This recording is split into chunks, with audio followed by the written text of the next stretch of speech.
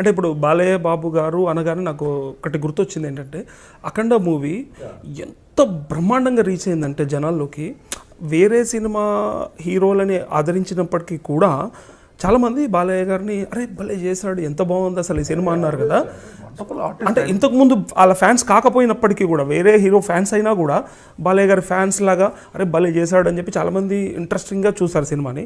అందులో మెయిన్గా చాలా మట్టుకు మ్యూజికే అంటారు, సినిమాలో సగం జీవం మ్యూజికే పోసింది అంటారు, నిజమంటారు? అంటే అంటే ఆ సీన్ డైరెక్టర్, అల్టిమేట్గా డైరెక్టర్ బోయపాటి గారు, ఆయన స్క్రీన్ ప్లే అలా ఉంటుంది, ఆ మేకింగ్ స్టైల్ కానీ, ఆర్టిస్ట్ అంటే బాలయ్య బాబు చేయటం కూడా, అంటే వాళ్ళిద్దరూ కరెక్ట్గా డైరెక్టర్ అండ్ ఆర్టిస్ట్. ముఖ్యమైన క్యారెక్టర్ అది, ఈశ్వర క్యారెక్టర్ అది, అఘోరా క్యారెక్టర్ చాలా ముఖ్యమైన క్యారెక్టర్ కదా అది. దానికి మ్యూజిక్ కూడా బాగా బ్యాక్గ్రౌండ్ ఎన్హాన్స్ చేసింది. ఏంటి మొత్తం శ్లోకాలు మంత్రాలు వాటిని పెట్టేసరికి ఆ ఇంపాక్ట్ ఫుల్గా అలాగా. అది డైరెక్టర్స్ మెయిన్గా ఆ visual and the music Thaman వాళ్ళకే వెళ్తున్నది. మెయిన్గా విజువల్స్ అది క్రియేట్ చేశాడు కదా డైరెక్టరు, ఆటోమేటిక్గా మ్యూజిక్ వచ్చేస్తుంది అక్కడ, అంతే. దానికని మనం ఏం జుట్లు పిక్కోనక్కర్లా, ఆ ఇంపాక్ట్ చూపిస్తాడు డైరెక్టర్, విజువల్స్ ఇంపాక్ట్.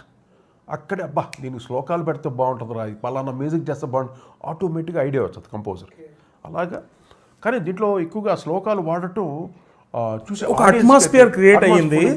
ఆ బ్యాక్గ్రౌండ్ స్కోర్ కూడా చాలా బ్యూటిఫుల్గా, అంటే దాన్ని ఇట్లా ఇన్వాల్వ్ అయ్యేలాగా. అదే ఇన్వాల్వ్, ఎందుకంటే ఇప్పుడు సౌండ్ సిస్టమ్ కూడా మీకు అలాగ వచ్చేసింది. ఏది ఫుల్ డిటిఎస్, డాల్బీలు చెప్పాను కదా, అట్మాస్ అనేది. ఈ సౌండింగ్ కూడా ఇంపాక్ట్ ఇస్తుంది ఫుల్ హోల్ థియేటర్లో. వీళ్ళు మామూలు సౌండ్కి ఎక్కువ సౌండ్ పెట్టేసి, అంటే సౌండ్ ఇంపాక్ట్, అది సౌండ్ పెంచేసి మన కూర్చున్న అందరూ ఇన్వాల్వ్ అయిపోతుంది దాంట్లో. ఇప్పుడు నాది అరుంధతి సినిమా ఉంది, దాంట్లో సౌండ్ ఇంపాక్టే టోటల్గా.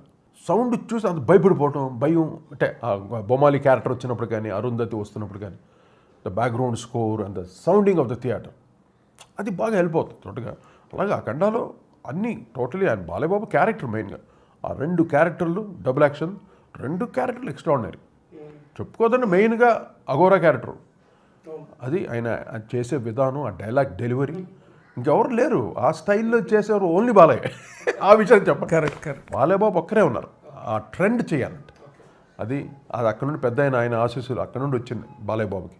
మాకు మా నాన్నగారి దగ్గర నుండి వచ్చింది ఆ ఆశీస్సులు, అంతే. అక్కడ నుంచి వాళ్ళ పెద్దవాళ్ళు వాళ్ళంతా కారణ జన్ములు వాళ్ళు.